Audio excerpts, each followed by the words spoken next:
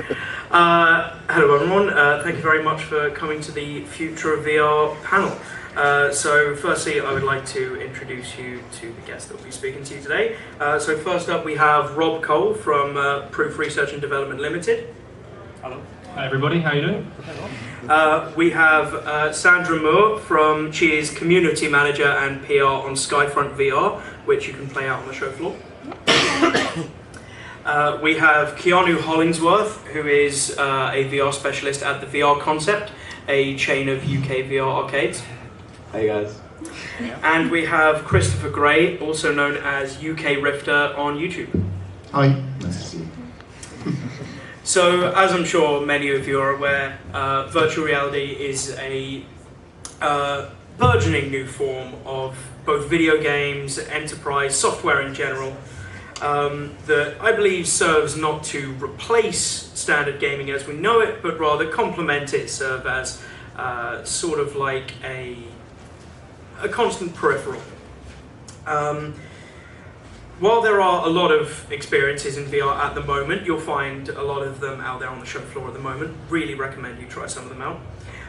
We're here to discuss how VR can evolve and move on past what it currently is, improve, maybe discuss some of the faults it has at the moment, or some of its current high points that we would like to keep around. So rather than waste any time, I'm just going to jump right into it. I'd like to talk with you guys firstly about what we think the biggest hurdles in VR at the moment are in terms of keeping it from mass appeal in people's homes. What do we think is holding it back? Anyone can jump in? I can go in with the really obvious one, I think. Yeah. If you look at the people that are in VR today, that are using VR today, they tend to have quite a lot of expendable income. You know, they've got money to burn. Because at the end of the day, if you want a decent rig at home, if we exclude for a moment PlayStation VR, which is a very affordable entry point into virtual reality, and if we exclude things like Gear VR, to get a PC-based Oculus Rift or HTC Vive system, it's incredibly expensive. Right? You're looking at least £1,000 for the rig, and then you're adding peripherals on top of that. It's a bit of a barrier for most people, let's be honest. I mean, I think that's been holding it back. There's obvious other barriers, but I won't jump in there. Well, specifically from the perspective of a developer for VR, that's a huge hurdle that needs to be overcome, because when normally your target group is from relatively young to however old, the price of VR just narrows it down so much that you're looking at like usually a late 20s, early 30s, usually a male from a relatively privileged background. So yeah, for a developer that's a huge hurdle that needs to be overcome definitely. Yeah, I'd actually say the way I'd look at it, it's actually the cost of personal compute power. So if you actually look at the devices that most people own, the most powerful compute device it probably has is actually a smartphone, unless they're a PC gamer. So yeah, that's a fundamental problem at the moment. And compute power will come down substantially over the years, but at the moment, if you look at say like the new RTX graphics cards, you're looking a lot of money. It's a substantial investment. Yeah, I agree. I think, interestingly, an odd hurdle as well is the way VR is currently advertised and the way it's currently in the mindset of people. So if you think of like Ready Player One, the movie which came out earlier this year, you have varying different opinions on what VR is before you've tried it. Whether you think it's a lot more, if you imagine Ready Player One, this huge open world that you can run into and meet people. Or I get a lot of comments, on how it's different from 3D TV and things like that. I think one of the biggest things is trying to advertise it. It's really one of those products that is a try before you buy type product. It's hard to advertise in video. I think that's something to overcome. Yeah, I could agree with that. One thing I do notice working in the arcades and stuff is that it doesn't really look cool to play VR nowadays. That's true. I think solving that issue, maybe combining it somewhere with AR, would be like would make waves in adoption of VR. I think that's very interesting, actually. So you mean in terms of maybe from a spectator point of view, like when someone's watching someone do VR, maybe there's some kind of AR overlay? Yeah, definitely. Okay, interesting. What I'd like to discuss as well is there are various different aspects of VR, various different segmented markets. You've got mobile VR, like your Samsung Gear, your Google Daydream, where you slot a phone into a plastic headset. You've got standalone VR, like Oculus Go, like the HTC Vive Focus, which is a headset all built into itself, doesn't need any kind of external power. And then you've got console VR, like PlayStation VR, PC VR with Oculus Rift, HTC Vive. With all these different segmented markets, you might get a lot of consumers, or I'd say you do get a lot of consumers, that don't fully understand the differences between these products. So we'll try, let's say, a Google Cardboard headset, not knowing that there's so much more to VR than what is to offer there. So what I'd like to ask is, where do you think the future of VR lies firmest in those products? Do you think it lies more in mobile VR, PC VR, or maybe some kind of combination of the two?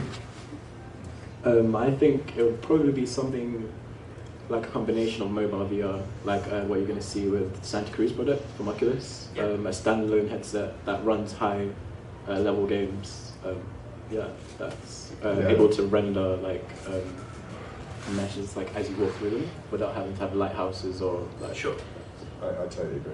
Yeah. I Santa don't Cruz just agree. read that. No, from a developer's perspective, like what we see retention-wise, so far, like the cardboard ones, for instance, usually people will buy them. They'll try out a couple of games, but they're not gonna. Once the novelty value wears off, those are not the people who are gonna stay playing your games. Like when we look at the statistics, just the ones that like we've collected and talked with different developers, the games that or the experiences that are exclusively mobile based, there's like a peak once it's released, and it's a very sudden dip, and usually there's no comeback from there.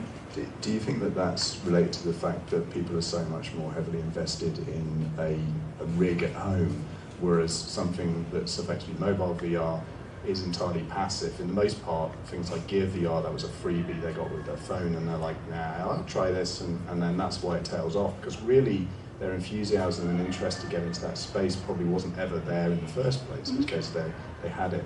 I think with Santa Cruz, as this gentleman just said, it kind of blurs the line a little bit, because it becomes much more, it means effectively you're getting everything that's great about VR experience today, with the 6 degrees of freedom and the increased graphic fidelity, without the need for the £1,000 overlay, outlay. Sorry. I do feel that that's going to be a bit of a game changer, but again, it really depends. It really depends. See. Yeah. But again, that's mobile VR, so we'll see. I mean, you might still get that drop off, that lack of retention. Yeah, I'd actually say that the current platforms are actually a temporary bridge to the future. And from the research we've looked at, we think the future will actually be a standalone heavy glasses device. But we're talking probably several generations, probably 10 years away from actually getting to that kind of form factor. So everything you see at the moment are actually down to technological or cost restrictions, but that is the direction it will probably go in. I mean, PC VR will always be leading technically, and I think what will actually happen is when you see the home actually redesigned with smart infrastructure, 5G streaming, you start seeing AI hubs appearing in the home as part of your infrastructure, like your electricity and your gas. That's when you'll have the glass factor, where the content's actually streamed locally to your headset with very low latency. But I say that's quite far in the future, so I think everything we have at the moment is actually just a kind of bridge. You're right, and it's funny you should say that about it being a bridge, and I completely agree with augmented reality being the future and it being what we're going to be heading towards. But I honestly believe we are shooting ourselves in the foot a little bit right now. With HoloLens, with the disaster that is magically, so many promises, and we all have this fantastic idea of what that might look like, and then when it gets released, you're like, hang on, I wouldn't even pay to try this, as a quick experience. And that's very disappointing. And I agree with your perspective is it's 10 to 15 years out, but we want it now. Yeah. And so when AR isn't what we imagine it will be now, we're just like, walk away, won't invest in that technology. I mean, AR at the moment is really smartphone based, and it is a gimmick. I mean, this is a Google Pixel that runs AR. but it is just a toy, and it's not something that's actually very useful at the moment. But yeah, it's just a technical problem. I mean, I first used VR in 1991. Wow. So it's been a long road. And the technology back then was incredibly limited. It was a company called Virtuality, which was a British company. I mean, it was in the arcades. We had it in the Trocadero in London. That's right. That's Yeah. right. I remember it. Trocadero. I mean, you know, we had the first phase of VR, and it had presence. You know, it actually had good immersion, even though it was running at a very low frame rate, very graphically limited. So, you know, it's been a few decades. It's Pterodactyl Terror. Yeah. That was the one. Dactyl Dactyl Nightmare. Terror. Dactyl Nightmare, sorry. Yeah, There were about 5 or 6 different experiences they did. I think this topic actually is kind of related also to the thing we started with. So the hurdles. I kind of feel like at the moment VR as it is, it doesn't really solve a problem. We're sort of forcing it into an environment that's not necessarily ready to accept it.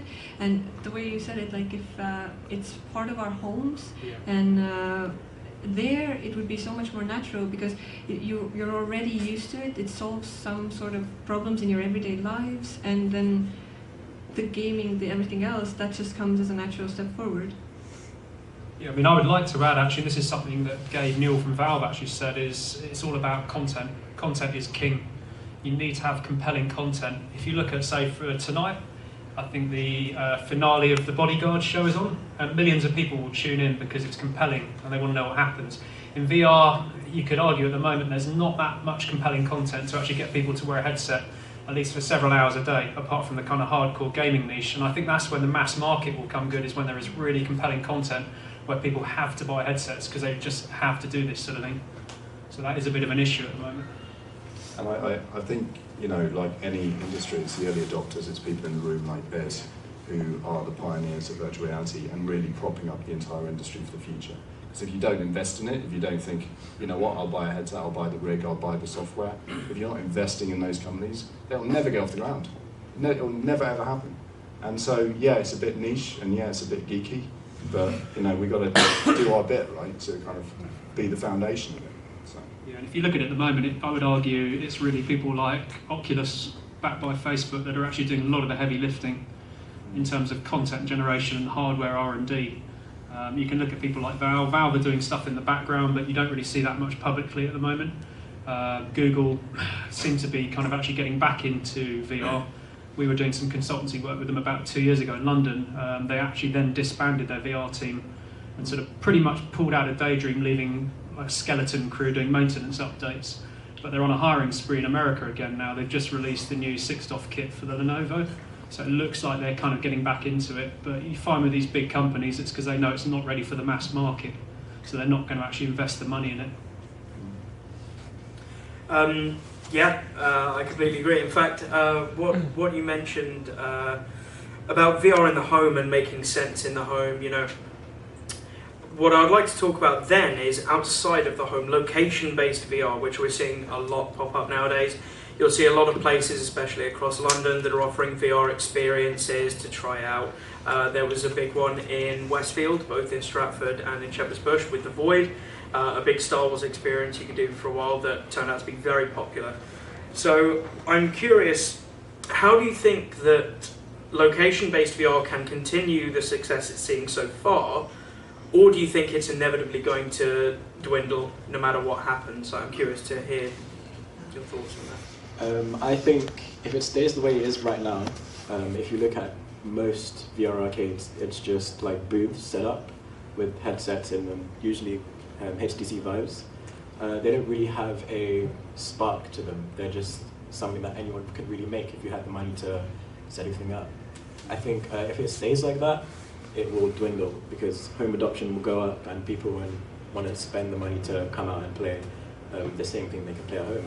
So I think in increasing technology, whether it be something like Star VR, which is only commercially available, something that's priced way higher for the home, but offers way more in terms of experience and technology. I think that's the future of location-based. Yeah. See, I wrote an article recently, and I compared the VR arcades of today to laundrettes, because it's a very similar comparison. Laundrettes were everywhere. Every single street corner had a laundrette.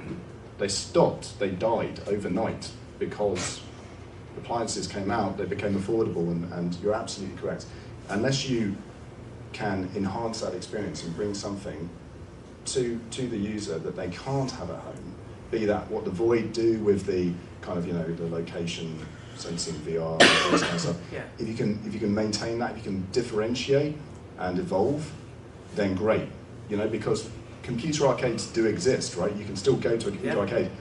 It's just that the distance now between what you can play in a computer arcade and what you can play at home is basically nothing, right? You go there to meet your friends and, you know, have a burger or whatever. Yeah. But, you know, so it has to be differentiated, or else they go the way of the laundrette. Yeah, I totally agree with that. I mean, you saw that with the game, you know, the games arcades. Once the consoles became powerful, they pretty much became redundant.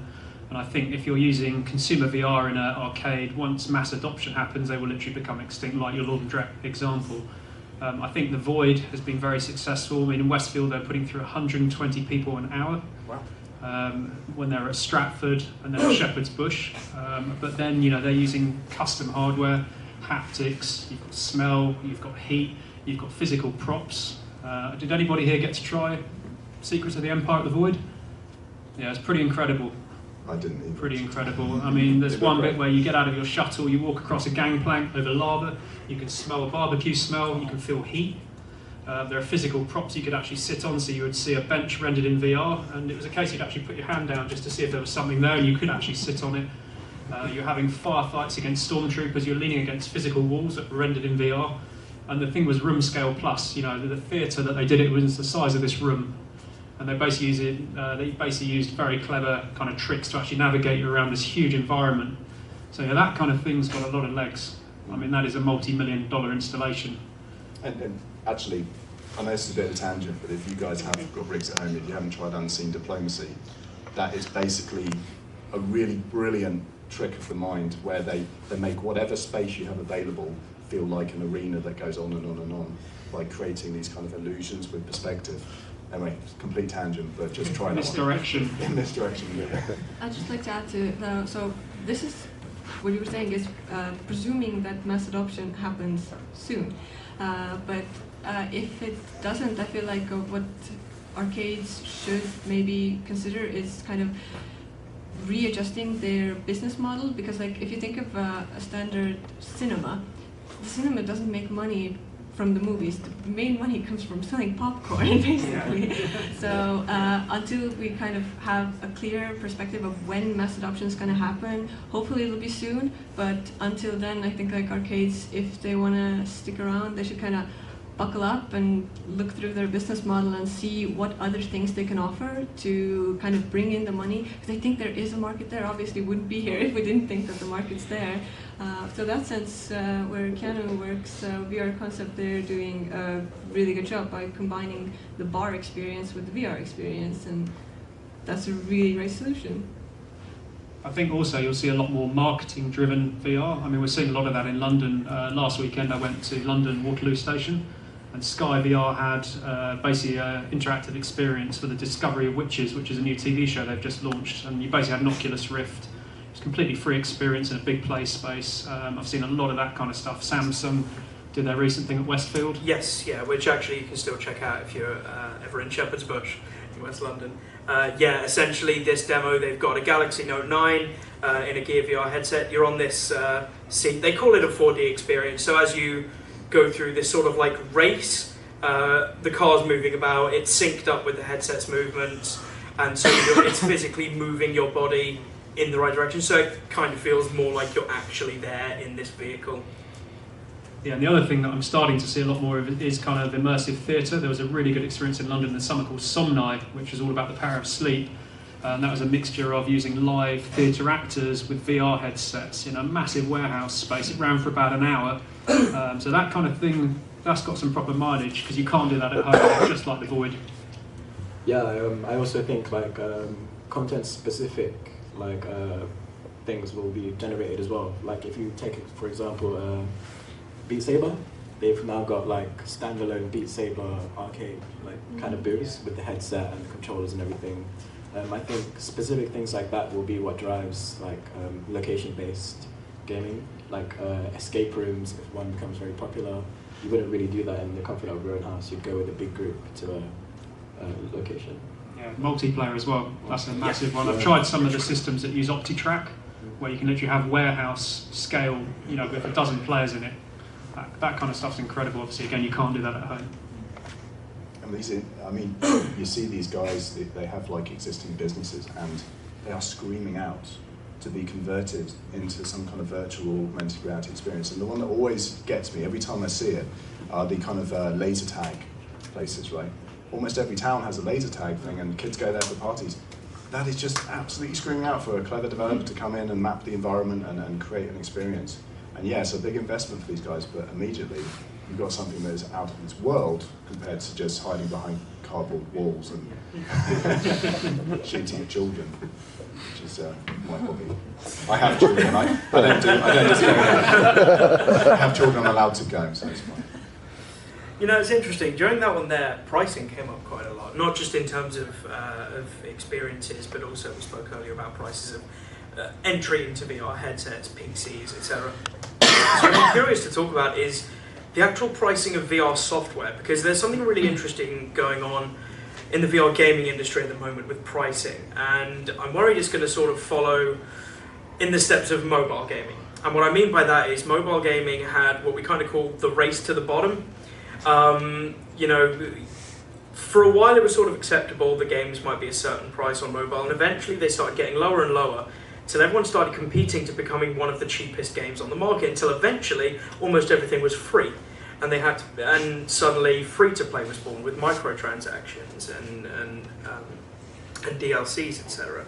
And a lot of this comes out of a mindset that's always been trained with us to think that mobile games are worth less than other games. You know, you see, for instance, Square Enix's Final Fantasy series on the mobile app stores, almost £11, £12 a game, and in your mind you kind of react like that's incredibly expensive, whereas if you had seen that on the PlayStation store, you might think that's quite cheap. And something similar, it feels like, is kind of happening in VR, where the majority of experiences, no matter what scale they're on, try to hide behind a lower price than they could possibly justifiably sell such a thing for. So if you go on the PlayStation store and look at PlayStation VR games, you'll see an awful lot of them for like £3 or less, and I would argue the majority of them are actually worth more than that. I'm curious on your thoughts on VR pricing, particularly in regards to Skyfront, where of course that has to have been a discussion that came up multiple times upon launch. Yeah, the topic keeps bringing itself up, to be honest. Yeah. So Skyfront at the moment, it's priced, what the standard price is $20 approximately, so it's like, what, £15, I think, or around there. I mean, our game is a little bit of a special case because we are a multiplayer, and a lot of the time, if you say VR multiplayer, you've got your crowd already running out the door, because everybody knows that there's not enough home users to necessarily provide the player base. So a lot of the time we do get feedback. People buy the game and they're like, this is not worth the money because there aren't enough people in. So we've considered a ton of different pricing options. We have even considered free play at times. So Okay. But the problem there is you need money to develop a game. And I honestly do think looking on Steam, Viveport, wherever, the games are ridiculously low priced a lot of the time. And the developers, they can't concentrate solely on VR, which I think a lot of people in VR would love to do. They need to develop, I don't know, even for mobile or for Facebook, because that's where the money is, and that's how our business model is created at the moment. But ideally, I'd like to see a world where, again, VR games are valued for as much as non-VR pancake games are. For instance, one thing that we did discover or discuss at some point was including ads in our game. But at the same time, again, you've got players, they don't want to see ads in VR on PC. It just clashes. And ours is a esportsy kind of tournament style game. So we might be able to hide the ads well enough so that the player could accept them without much rage. But we're an esports game. Not a lot of games necessarily are. So how would they go about solving that? And I think that's a large-scale problem that kind of goes down to player mentality. I don't really see a solution at this point. Okay, I was going to say, at least from what I've seen, in pancake games you can get up to about 60 hours of gameplay on a really good game. In games like The Witcher, you can get upwards of 100 hours of gameplay. In VR games, it's a lot less, and I think the price reflects that. Even with VR games, you make a super entertaining game, everyone wants to play it, it's still really hard to play long periods of time in that specific game, whether it be due to your physicality or whatever it be. I think it just leaves a bitter taste in people's mouths when they have to pay £60 for a game they'll probably pay 10 hours of. So I think 10 hours is already very good. yeah, that's a long time in a VR game. So I think the price reflects that, and I think developers have noticed that people aren't going to be playing these games as long as pancake games. So that's why they've brought the prices down. See, that's an interesting thing, because having talked to quite a few developers, it's strange that a lot of VR developers don't realize how long the average person can stand VR for. And like, if we look at, for instance, for Skyfront, if we look at the session lengths from arcades, we've got a relatively good session length of an average of 17 minutes, and that's really good. And if you have developers coming in expecting their player to stay in VR for 2 hours, that's ridiculous. That's never going to happen, and there's a huge clash there. Yeah, it's definitely a huge clash. And it could be anything, it could be a number of factors that take someone out of the game. Yeah, so it's really hard to predict what you could do within your game to make it last longer. Yeah. I think a lot of this also comes back to the current limitations of the hardware that we actually have. And we have a phrase we use in our company, which is that content is king, but comfort is key. And at the moment, ergonomically, the headsets are actually pretty poor. Something we did recently is we've done a lot of work on ergonomics in headsets and actually looking at having 3D printing of custom face cushions, so you can actually adjust to people's asymmetry, because we all look the same, but we're actually very asymmetrical. You know, your eyes aren't actually at the same depth or the same position on your face, so when you put them into a headset that's designed to center off your nose bridge, you get all kinds of comfort and optical issues. So we've actually been doing a lot of work on that, but it's kind of premature. You know, the headsets that are out there at the moment are about as good as they're going to get, and this is going to take several generations to actually kind of come good. So yeah, player comfort is a big factor. I think so, and it makes me laugh when people talk about player comfort, because you know, the whole Rift versus Vive thing, you know, people love to be in a tribe, right? They love to feel like they're part of a group. And I've always been quite vocal that I prefer the Rift, but it's all about your physiology, it's all about how comfortable it feels. And the right Vive would be right for someone, not right for the other. I mean, the point about the pricing of games, that's so funny. I mean, I talk to my friends about this and I say, oh, there's a new game out, how much is it? Oh, it's £16. £16? What are they talking about, £16? And you'd have to check yourself, because of course you happily pay $49.99 for whatever, you know, Far Cry 5 or whatever that comes out on the PC, but you won't do it on VR. And it concerns me hugely. You know, my favourite types of games are open world, shoot people in the face games, right? So things like you know, Stand Out, Onward, Bullets and More, Pavlov. Now, unless these guys, and they're selling for nothing, right? So Bullets and More are like, it's £5 or $3.99 on Steam, it's nothing.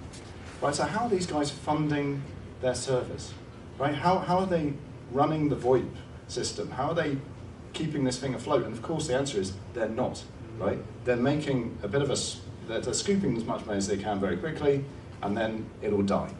And that's really worrying, because the most compelling games out there for a lot of gamers like myself are the games that will just drop dead in about 3 years' time unless they work out a model, which they haven't. Yeah, So. I mean, regarding the pricing, I would say it's completely expected during this early adoption phase, and we're in a very difficult position at the moment, and it's almost, again, that thing of it going mainstream is where we will see that ramp up with AAA titles and the funding put into it. I mean, solo developers or small teams can probably survive. Even on some of the mobile platforms, some of the solo developers have actually made quite good money with standout titles. But actually taking that jump from what we see now to where it needs to go it's going to be tricky. Yeah, I don't really mind, like, no offense to Skyphone and stuff, but I'm not too like mad about the amount of games that are dying right now. I think it's somewhat essential to the market right now. I think as games come and die, a lot of knowledge is gained from them. Like if you look at, for example, like the rise and fall of VR chat, it gave you a brilliant example of how to make a game, like a community game that's in VR that people can enjoy, people can express themselves in. It was really well done. But it died. Like it was a growing meme that was probably the most played game in VR, and it still managed to plummet. And that's the thing. It was memes that killed that game. It was strange internet communities that put people outside those communities off. Particularly if you put that headset on, you jump into the game, and suddenly everywhere you run into the Ugandan Knuckles tribe, all clicking at you and making weird. And that is fundamentally also what I believe, that Ready Player One will never happen in real life. The internet makes stuff too weird for a virtual world like that to be possible without freaking you out. It's very true. I think you only have to be in VR chat for about 2 minutes to realize, it's all a bit weird. So, when you're online, whether it's Twitter, Facebook, social media, whatever you're on, occasionally you run into weird people. Now imagine if you were actually in a situation where you were virtually standing in front of them and having to deal with them. That's essentially what VR chat created. But it's interesting, during that, Rob, you mentioned headset ergonomics. And Rob actually wrote a really interesting article on the ergonomics of VR headsets, which if you speak to him afterwards, I'm sure he'll happily link you to it, or for anyone listening to this afterwards in the podcast, I'll put it in the description. But what I'd like to speak about then is, where do we think that's going? How do we think in the future VR headsets are going to look, how they're going to feel, what needs to change, what maybe needs to stay the same? Is there a time frame in the future? Okay, let's say realistically, next 10 years. We're not talking hundreds of years off, flying cars, all of that sort of stuff. Realistically, sort of next 5 to 10 years. 5 to 10. And 5 to 10. I realise that's a very large bracket, that's double. You might get a Rift V2 in 5 to 10. Yeah, I think Rift 2 will be a pretty major milestone actually in the industry. If you look at the R&D that Oculus is doing and the money they've actually put into their lab, the technology they've created, they're pretty far ahead of everybody now. If you consider that most of Valve's team actually jumped ship and went to work for Oculus, and those are the guys that really kind of pioneered the Vive. So I think we'll see some pretty big stuff going on there. I mean, we've seen stuff I can't talk about, but there is some pretty exciting stuff coming, and a lot of it is actually going to be when we stop repurposing smartphone panels. We're to the point now where they're actually having custom panels made for VR. You're starting to see those on some of the new headsets that you're seeing on the kind of consumer sites. So that's actually going to make a big change. And then it's things like divergence, accommodation, conflict, and ergonomics. Once we solve those kind of issues and headsets are comfortable, don't give you eye strain, don't give you headaches, I think that's going to be a real kind of push forward. And something you probably will see quite soon in the headsets is actually going to be automatic optical adjustment. So you put the headset on, it will actually calibrate your IPD, your depth focus, it will adjust for asymmetry. So that's going to make a really big difference to comfort. And that's not too far out, that's coming within a generation or two. Yeah, I think we've seen like sort of either concepts or examples of all the things we're going to see in 5 or 10 years, like the IPD adjustment and the eye tracking, bigger field of views, better quality panels. It's probably just going to be generation bumps in the 10 years. Probably nothing new. Probably in terms of haptics, it'll probably be what evolves more in the next 10 years. Yeah, but in terms of headsets. Yeah, I mean, field of view is a very interesting subject. Obviously, we've got Pimax, and that's been a big thing on the forums recently. There is a physiological problem though with field of view that generally once you go past about 140, 150 degrees, it actually tends to create motion sickness in people that aren't even prone to motion sickness, and that's to do with the way your peripheral vision actually operates. So the kind of approach Pimax have taken is very interesting. I mean, that was obviously a big Kickstarter. That was their unique selling point, but you've probably seen already that they've had to dial the field of view down to get it performant, but that's actually going to have a big benefit in terms of motion sickness. MRTV very good reviewer, he actually noticed that already with the 8K. He said, motion sickness was found where he didn't previously experience it on the Vive or the Rift. So that's another challenge in itself. And if you look at the half-dome prototype that Oculus did, it was 140 degrees. So they kind of set it on that limit from a technical point of view, but also a physiological sort of worry. I think the changes in VR headsets, and I think all these points are completely valid. What with how we'll treat our eyes a little bit better, perhaps. I think there's going to be some exciting stuff going on with peripheral devices as well. We all want an omnidirectional treadmill, of course, but they do exist, of course. I mean, a lot of you guys will know this, that the Ready Player One omnidirectional treadmill was a real thing. It wasn't computer graphics; it was an actual thing that exists. So that will become something you can buy. What else? I mean, what else is out there that we can get excited about with peripherals? Leap Motion. Leap Motion, I don't know if anybody's tried Leap Motion hand tracking. It's very, very good, actually. Yeah, it's got its limitations, but I would say with headsets, you'll probably move away from controllers, hand controllers, for non-gaming applications. So hand interaction will actually become the norm for interactive entertainment and non-gaming applications, and then you will actually have peripherals for gaming.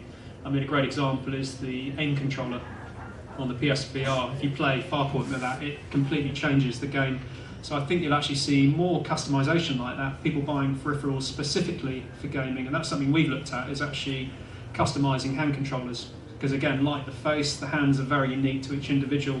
A lot of people will say, I don't like the Vive Wand, or I like the Rift Touch. It's very, very personal. So I think you'll see a lot of that kind of customization. I think treadmills are actually fantastic, but I always feel there'll be a niche, just as driving simulator rigs are niche. If you've got to drop 10 grand on a rig, there's very few people that can do that. Will actually have the space in a flat or a small house to do that. Yeah, I've always said that I hated those treadmills because you don't want to run. You really don't want to put the physical effort into run, especially in like a fantasy game or something. But yeah, what you said about peripherals and stuff, I think once tracking technology becomes easier to make, or easier for developers to get their hands on, I think that's where they will also gain a lot of money. If you go back to that topic about money, they can also earn money like that, such as like Guitar Hero, who sold the guitars with the game. Of course, you can sell tracked peripherals. Yeah, and I think a lot of that would come down to bundling, like the way that Farpoint was bundled with the aim controller at a very good entry point.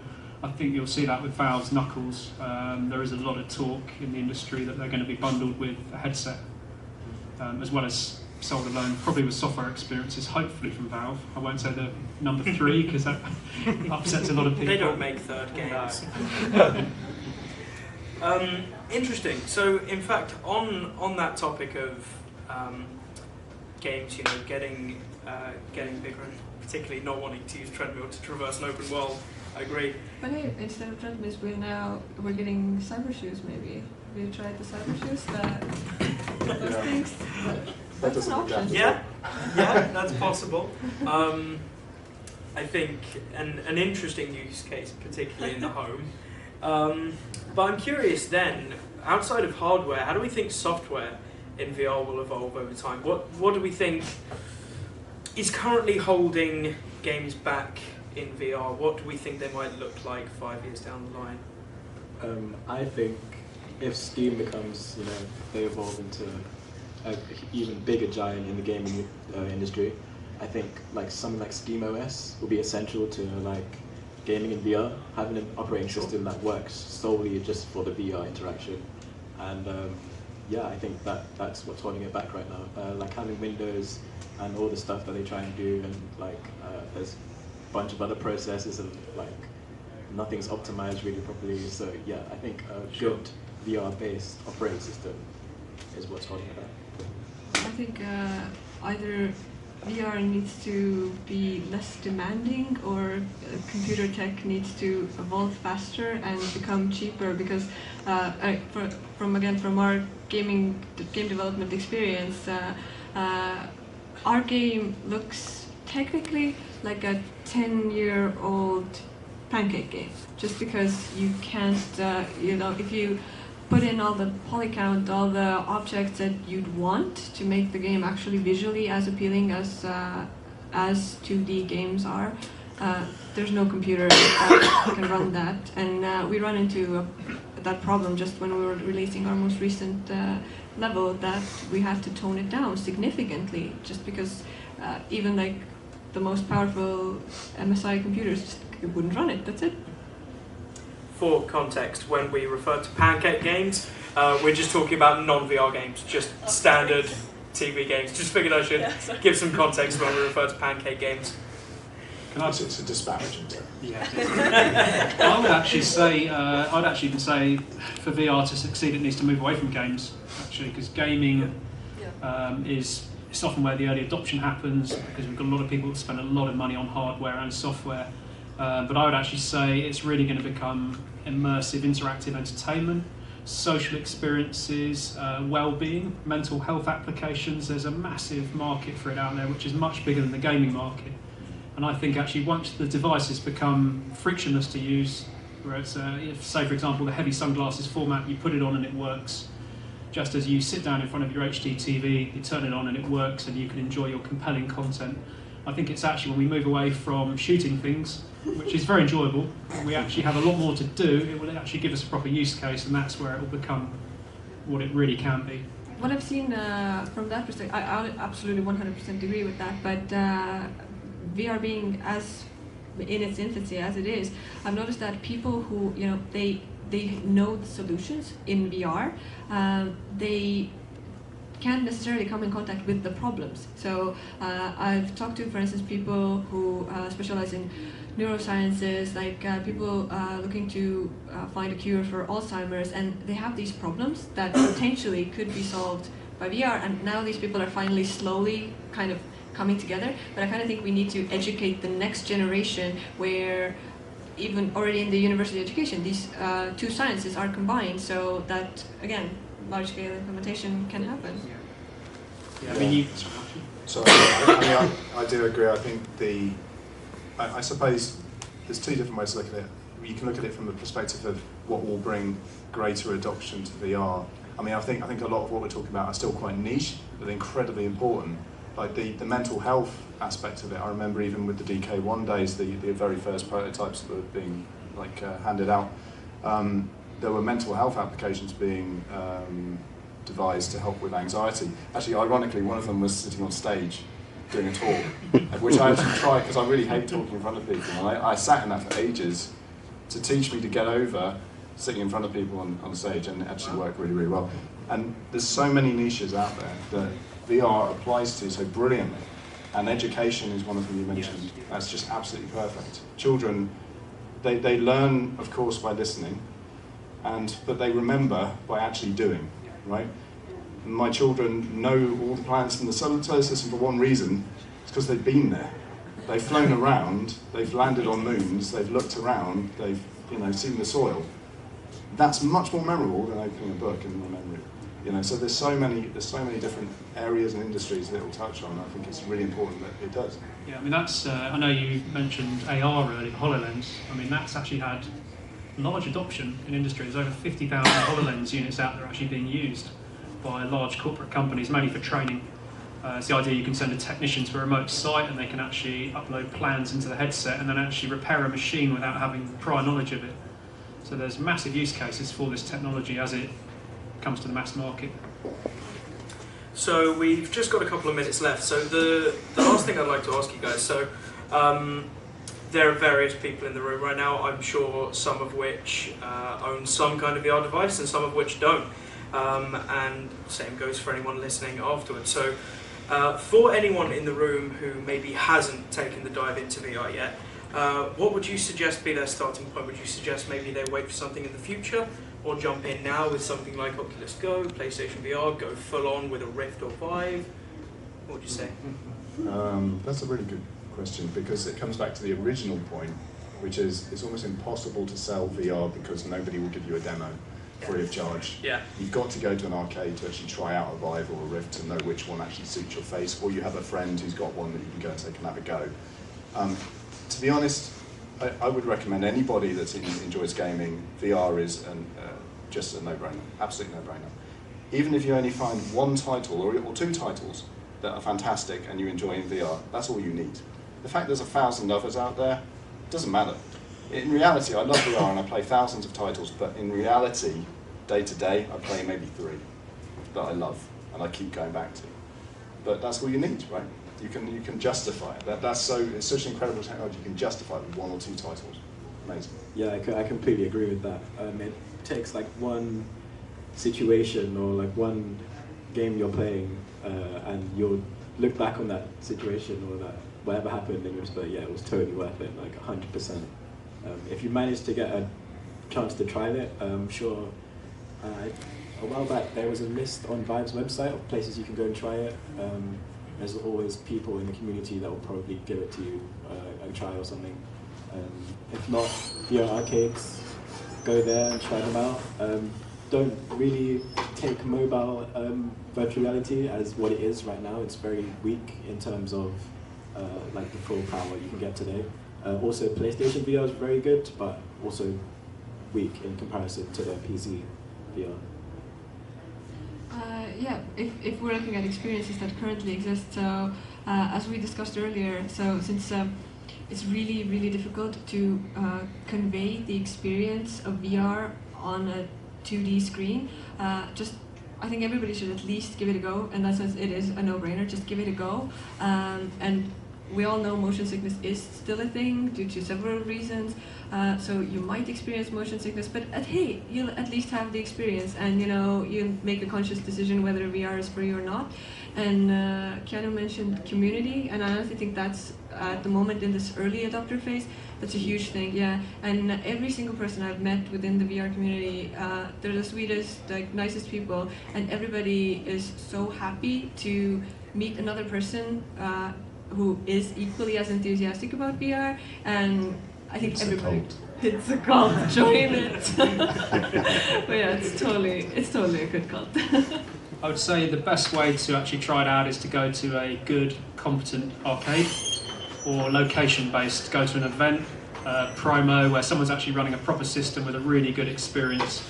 Something I've seen in London over the last sort of year probably is actually withdrawal of a lot of the free demos. You used to be able to demo the Vive at PC World on Tottenham Court Road. They put hundreds of people through that, and they had a really high attach rate where people would try it and they'd come back the next day and actually buy a graphics card and a headset because they were that blown away by it.